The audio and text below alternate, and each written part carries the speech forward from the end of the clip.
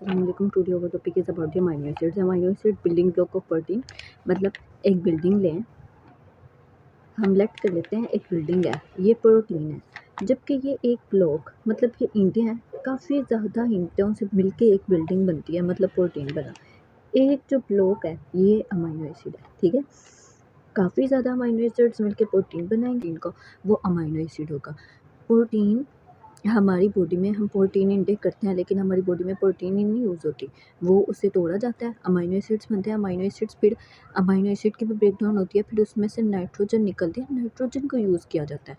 और हमारी daily life में जो न्यूट्रिएंट्स यूज़ होते हैं उसमें शुगर और फैटी एसिड्स मेन न्यूट्रिएंट्स हैं, लेकिन जो 16% नाइट्रोजन है ना, वो अमीनो एसिड्स में ही प्रेजेंट होती है। शुगर और फैटी एसिड्स हमारी डेली लाइफ में यूज़ होते हैं, लेकिन इनमें नाइट्रोजन नहीं होती है। हमें ये 16% नाइट्रोजन इसमें होती है अमीनो एसिड्स में। ये हमें इसके जनरल फॉर्मूला से पता चल जाएगा। जैसे NH2 है, NH2 amine group, alpha carbon, R group and hydrogen, और कार्बोक्सिल ग्रुप होता है। कार्बन में ये नाइट्रोजन है, इधर से हमें पता चल रहा है कि अमीनो एसिड के अंदर नाइट्रोजन होती है, ठीक है।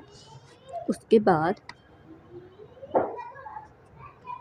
बाद हम देखेंगे कि हमारे ब्लड का pH 7.3 होता है। हमारे ब्लड में अमीनो एसिड किस फॉर्म में प्रेजेंट होते हैं? NH3 की फॉर्म में।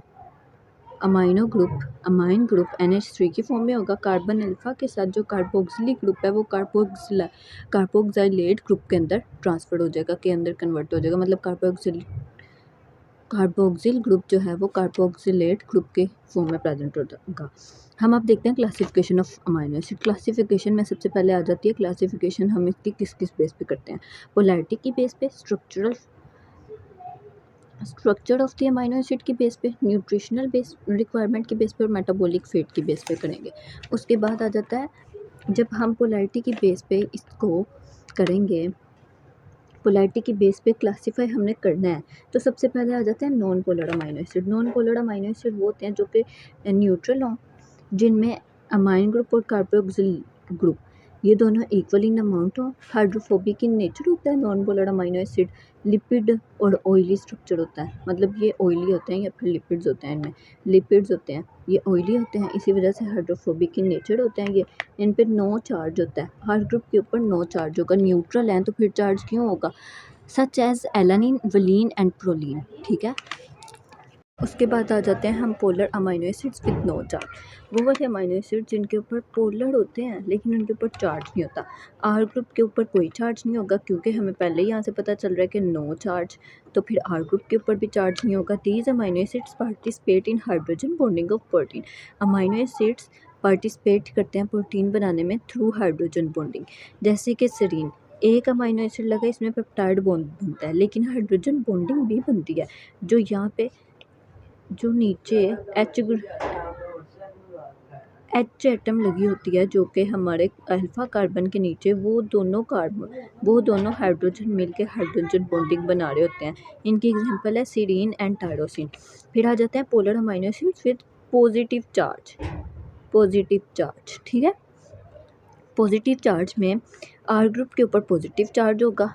Have amine group, more amine group, इसमें ज़्यादा अमाइन ग्रुप होते हैं, कार्बोक्सिलिक ग्रुप कम होते हैं, इसलिए ये बेसिक इन नेचर होता है, जैसे लाइजीन, हिस्टाडीन एंड आर्जिनिन।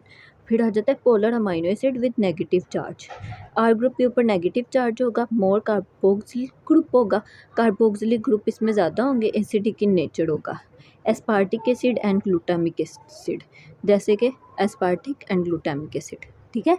और उसके बाद हम अब चलते हैं नेक्स्ट न्यूट्रिशनल रिक्वायरमेंट की बेस पे। जब हम इनसे क्लासीफाई करें न्यूट्रिशनल रिक्वायरमेंट की बेस पे, इसमें आ जाते हैं essential amino acids and non essential amino acid. Essential amino acid जो कि हमारी बॉडी के अंदर नहीं बनते और हमें थ्रू डाइट ही चाहिए होते हैं, ये 10 होते हैं टोटल, ठीक है। और नॉन एसेंशियल अमीनो एसिड जो कि हमारी बॉडी में बनते हैं और डाइट के थ्रू हम इन्हें नहीं लेते, ये भी 10 इन नंबर्स होते हैं। अब चलते हैं मेटाबॉलिक फेट के थ्रू इसको क्लासीफाई करने के लिए।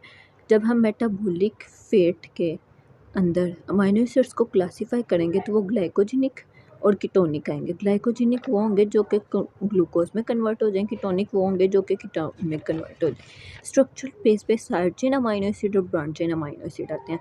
साइड चेन अमीनो एसिड जिसमें आर ग्रुप जो है वो एक ही हो, मतलब कोई चेन ना बनी हो कि सी अलग लिखा है एच अलग लिखा है, ऐसे ना हो। बस उसका फॉर्मूला CH2H लिखा हो, ऐसे लिखा हो, तो वो साइड चेन होगा। और ब्रांच चेन वो होता है जिसमें सी अलग, एच अलग, फिर सी एच ओ एच ऐसे अटैच हो, ठीक है। फिर आ जाते हैं हम फंक्शंस पे। अमाइनो एसिड जो हैं बिल्ड प्रोटीन हमने सबसे पहले पढ़ा। अब मुख्तलिफ अमाइनो एसिड्स मिलेंगे, एक चेन बनेगी, ग्लोबुलर इन स्ट्रक्चर होंगे, ये स्पाइरल होंगे, ये शीट्स बनाएंगे अमाइनो एसिड्स मिलके, ठीक है। अमाइनो एसिड्स का स्ट्रक्चर डिफाइन करेगा कि प्रोटीन का फंक्शन क्या है। अमाइनो एसिड का स्ट्रक्चर, अमाइनो एसिड के केमिकल स्ट्रक्चर डिफाइन करेगा कि प्रोटीन का फंक्शन क्या है, प्रोटीन ने क्या फंक्शन परफॉर्म करना है और प्रोटीन की शेप क्या है, ये अमाइनो एसिड का स्ट्रक्चर बताएगा, केमिकल स्ट्रक्चर बताएगा। सिंथेसाइज न्यूरोट्रांसमीटर, एसिटाइलकोलिन हमारा न्यूरोट्रांसमीटर है जो कि हमारे मसल्स के ऊपर एक्ट करता है सिनैप्स के थ्रू। साइनेप्टिक लेफ्ट ये होती है, साइनेप्टिक लेफ्ट एक मसल और एक्सोन के एंडिंग पॉइंट के दरमियान सिनेप्टिक लेफ्ट होती है। फिर जो आएगा, जो हमारा एक्सोन यहाँ से नर्व इम्पल्स आ रही है, यहाँ पे केमिकल रिलीज़ होगा, केमिकल बाद में सिनेप्टिक लेफ्ट में रिलीज़ होगा, फिर मसल के ऊपर एक्ट करेगा। ऐसे ही एसिटाइलकोलिन एक्ट करता है। एसिटाइलकोलिन जैसे एक्ट करता है। अब हम चलते हैं ट्रिप्टोफैन, ये भी एक न्यूरोट्रांसमीटर है।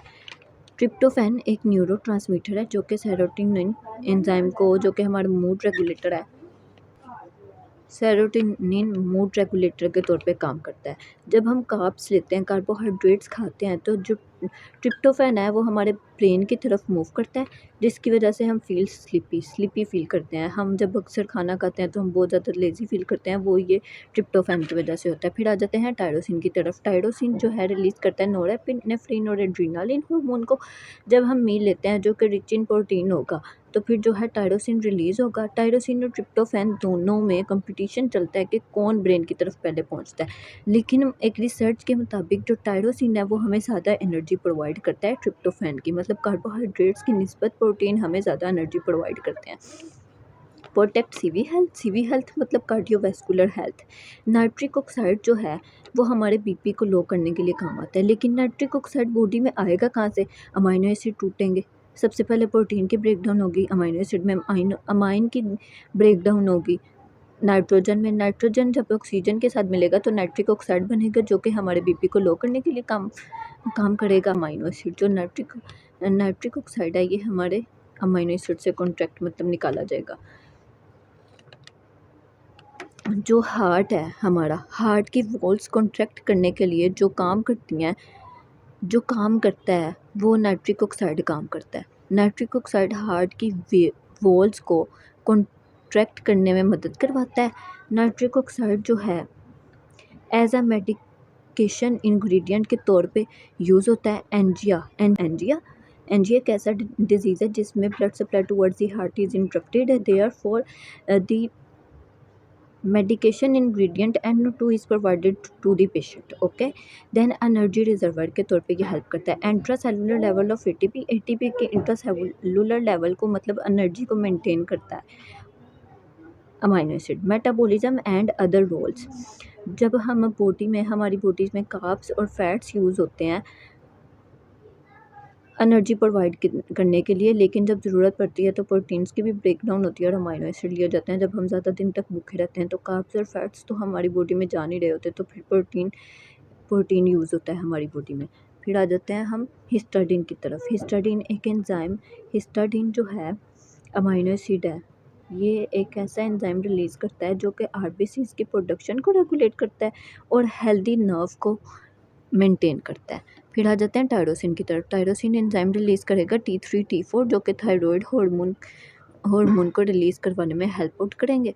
और फिर आ जाते हैं एडिनोसाइल मेथियोन। एडिनोसाइल मेथियोन एडिनोसिन और मिथाइल की मिल के बनते हैं जो कि मेटाबॉलिज्म ऑफ DNA करवाते हैं। आज के लिए बस इतना ही, मिलते हैं नेक्स्ट वीडियो में। अल्लाह हाफिज़।